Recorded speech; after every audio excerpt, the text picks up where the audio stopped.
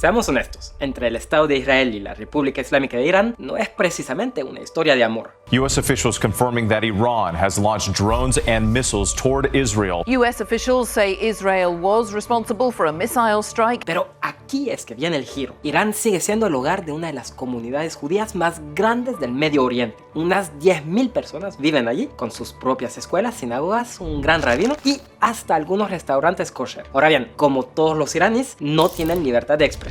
La consecuencia, que para los judíos del resto del mundo es casi imposible saber cómo viven realmente nuestros hermanos y hermanas en la República Islámica de Irán. Y entonces surge la gran pregunta: ¿por qué todavía hay judíos viviendo en Irán?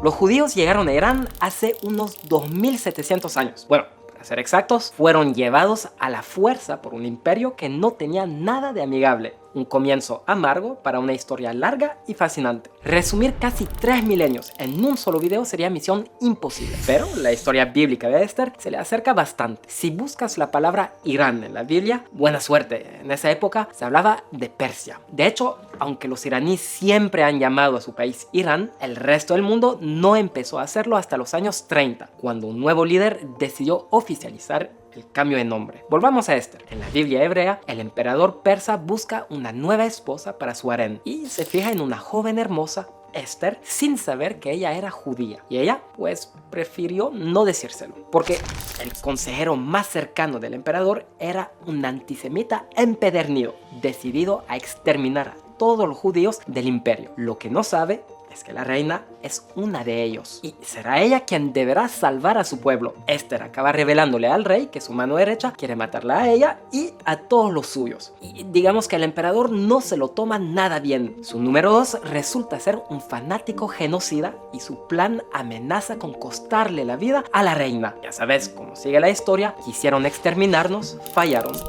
Comamos. El emperador anula el decreto, elimina a su asesor fanático y nombra en su lugar al tío de Esther. Miles de años después, todavía celebramos el valor de esta reina judía de Persia. Los historiadores aún debaten si todo esto ocurrió realmente.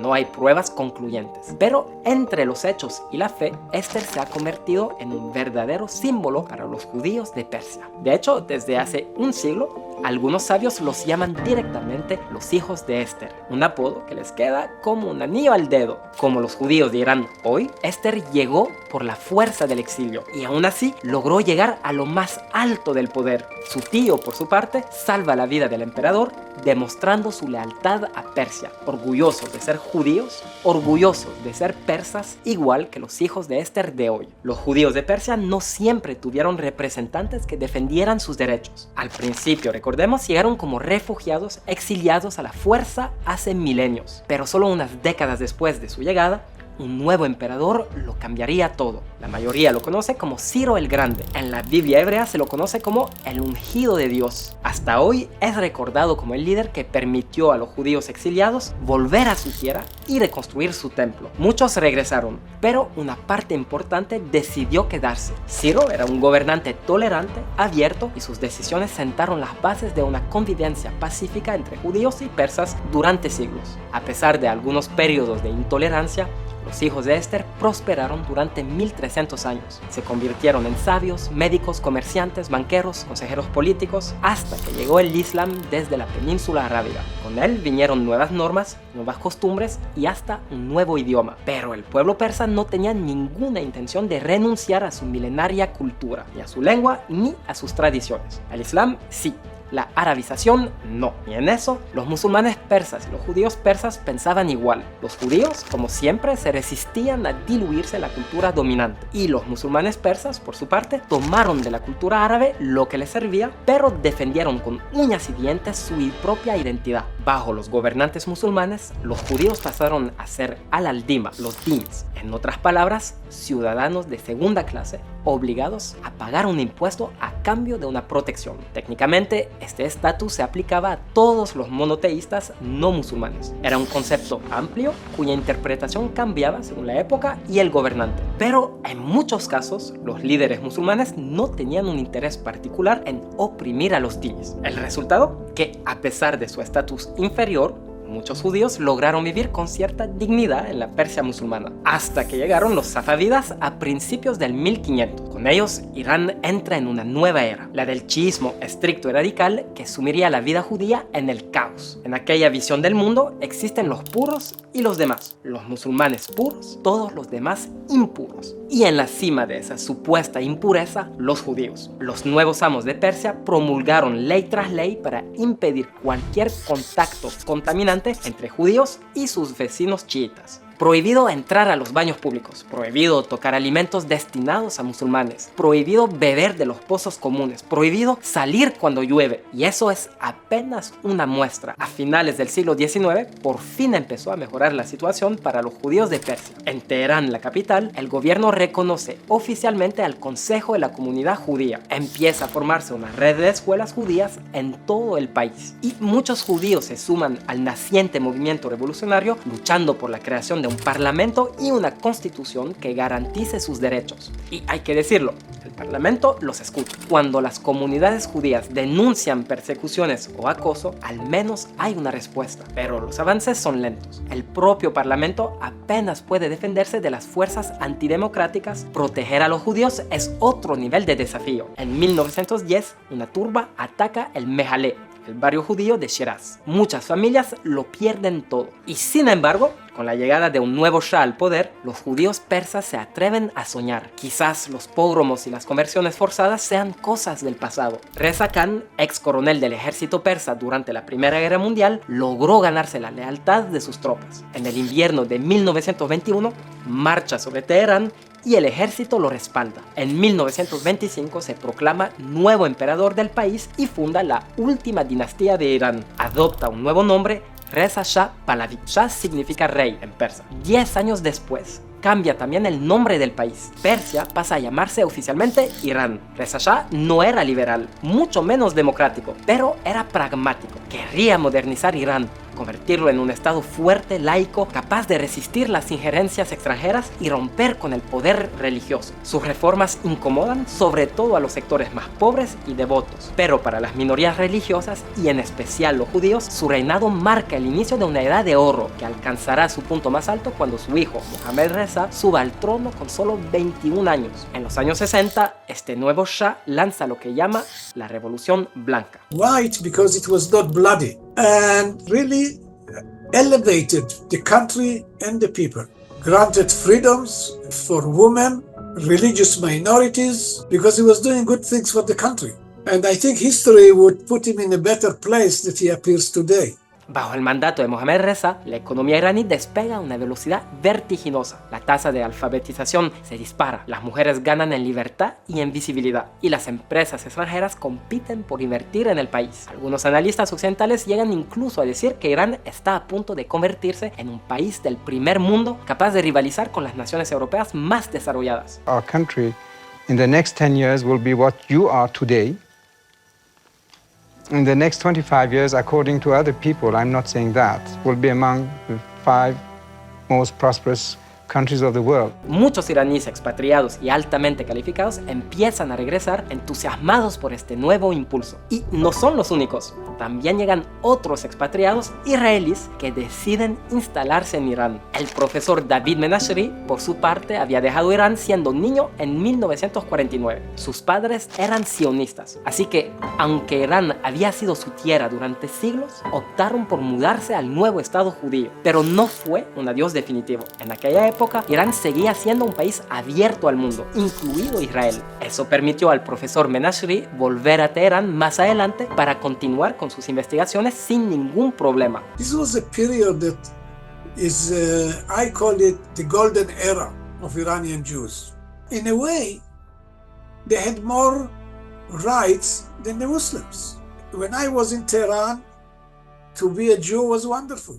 Los judíos de Irán nunca habían estado tan seguros ni tan prósperos. Claro, algunos habían emigrado a Israel, pero casi 100.000 decidieron quedarse. Y vivían lo mejor de los dos mundos. Por un lado, sabían que tenían una patria espiritual a solo unas horas de vuelo. Y por otro, seguían profundamente arraigados a esa tierra que había sido suya durante milenios. Desde los tiempos de Ciro el Grande, Irán nunca les había ofrecido tanta estabilidad ni tantas oportunidades. Shahin Zakaim, que creció en el Irán anterior a la revolución, lo recuerda con emoción. solo buenos recuerdos. היה נפלא, אני חייבת להגיד, וגם עם השכנים שלנו המוסלמים הייתה ידידות, למשל ביום הכיפורים, הם ידעו שזה צום הגדול של היהודים, היינו הולכים לבית כנסת, אז בדרך כל הזמן שהתקבל, כלומר הם התכוונו שהתקבלו תפילותיכם. Así que, pese a su vínculo espiritual con Israel, muchos judíos iraníes optaron por quedarse. Bajo el Shah, la vida era bastante buena. Y aún hoy, muchos lo recuerdan con admiración. En pequeños negocios regentados por iraníes en Israel, no es raro ver fotos del Shah colgadas en la pared. Además, muchos judíos iraníes muy religiosos desconfiaban del sionismo al que veían como demasiado laico. Y no hay que olvidar el enorme choque cultural entre iraníes e israelíes. Quienes hicieron aliyá a veces se sintieron completamente perdidos ante la cultura israelí, mucho más directa e informal. Pero mientras tanto, en las sombras, la tensión iba en aumento. Los seres humanos son complejos y los emperadores aún más. Su legado no se resume a sus intenciones. Las políticas del Shah transformaron la vida de millones. Para algunos fue sinónimo de prosperidad y respeto sin precedentes. Pero esa riqueza, como suele ocurrir, no se repartió por igual. La brecha entre ricos y pobres se volvió abismal y los más desfavorecidos comenzaron a rebelarse. A ellos se unieron estudiantes, intelectuales de clase media y militantes de izquierda con discursos sobre la lucha de clases. Grupos muy distintos, sí, pero que terminaron uniéndose tras un mismo líder, un religioso carismático de mirada ardiente que pronto se convertiría en una figura internacional. Su nombre, Ruhollah Khomeini. En nombre del Islam logró unir a pobres intelectuales, marxistas y clases medias, creyentes y laicos. Nunca se hizo pasar por moderado, nunca suavizó su discurso para atraer a más gente. Pero era un estratega brillante, hablaba a cada grupo en su propio idioma, tocando sus aspiraciones más profundas. Los antiimperialistas lo escuchaban denunciar al Shah como títere del occidente. Los creyentes lo veían como un defensor del Islam frente a las reformas blasfemas del régimen. Y los marxistas oían promesas de una sociedad más justa y sin clases. Cada quien proyectaba en él su propia idea del Irán ideal, pero todos coincidían en una cosa: había que derrocar al Shah para lograrlo. Así que, pese a su rechazo abierto a la modernidad, al feminismo, al liberalismo y a Occidente, terminaron apoyando a Khomeini. Muchas de sus acusaciones eran completamente infundadas, como cuando llamaba al Shah espía judío o serpiente americana. Pero en el fondo de su crítica había algo difícil de ignorar. El Shah seguía siendo un autócrata. Su policía secreta era de las más temidas de Medio Oriente y no le interesaban mucho las quejas de los creyentes, los intelectuales, los marxistas. ¿Para qué molestarse? Él quería construir un Irán moderno, nacionalista y laico. Y en su mente, pues ya lo había logrado. El país era rico, se modernizaba a toda velocidad y competía con las grandes potencias. Laicismo, nacionalismo, modernidad, esos eran los pilares del Irán del Shah. Solía repetir que si alguna vez llegaba una revolución, vendría desde arriba, no desde abajo. Y para algunos eso tenía sentido. אני הייתי איראנית כמו כל איראני אחר.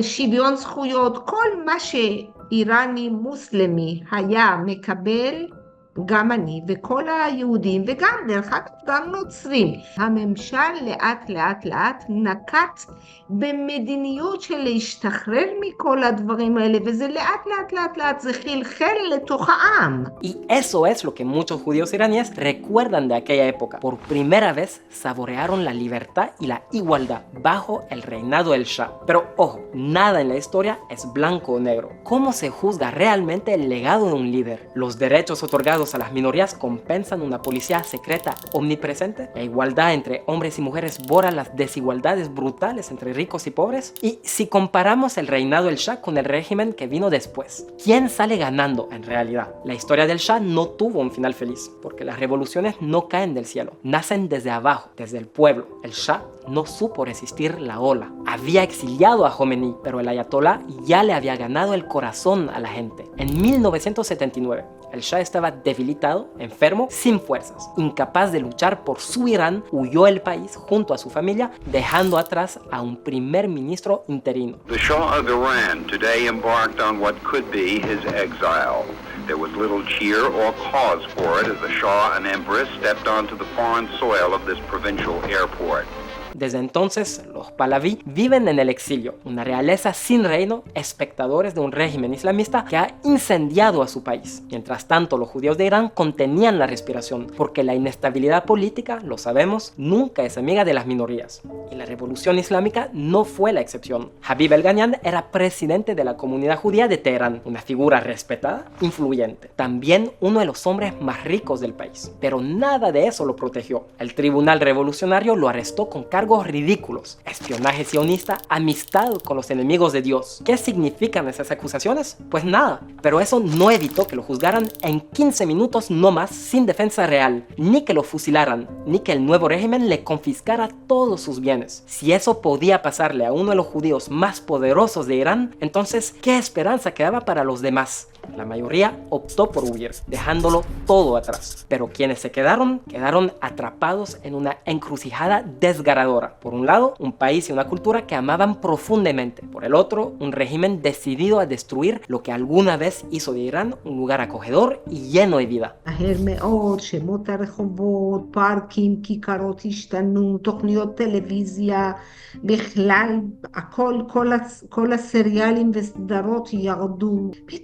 פתאום נפלנו, מה שהיה אתמול מותר למחרת היה אסור. Pero los judíos de Irán tenían preocupaciones mucho más urgentes. Como en tiempos de la reina Esther, los líderes de la comunidad tuvieron que trazar una estrategia para proteger a los suyos. Aseguraron a Jomeini su lealtad, tomaron distancia pública de Israel y del sionismo. Y él, a cambio, les prometió protección. Mientras rechazaran abiertamente al Estado judío, mientras mostraran su apoyo al nuevo régimen, estarían a salvo. Y en términos generales fue cierto. En gran parte. Matthew Sumek nació en Irán en 1982. Hasta la mañana en que su familia huyó del país en secreto, su infancia parecía bastante normal. Bueno, normal, si uno ignora las detenciones arbitrarias, los castigos físicos y las absurdas acusaciones de espionaje sionista. Still, I remember some difficulty for my parents and my family because they were Jews, sometimes they would get accusations. I remember they took away some properties from my father, some kind of rights. Specifically, my father was jailed, in Iran, because he was Jewish. They were accused of being Zionist, like a spy of Israel. El padre de Matthew no era un espía, era judío, y para las autoridades eso bastaba para arrestarlo y torturarlo. Pero los Sumek tuvieron suerte, si es que se puede hablar de suerte cuando una familia es encarcelada y golpeada sin motivo. El señor Sumek tenía amigos musulmanes dispuestos a testificar a su favor. Gracias a ellos logró salir de prisión, marcado de por vida, sí, pero con vida. A mediados de los años 90, los padres de Matthew dijeron basta. Querrían ofrecerles a sus hijos otra vida, una vida sin detenciones arbitrarias ni violencia. We didn't know anything about it, that we are going to move the last minute. All of a sudden, I saw myself at 4 or 5 o'clock in the morning in the airport, leaving the country. We just had just a few suitcases. My parents, they left all the belongings and all the, whatever, the house. He left everything behind to show that he's coming back.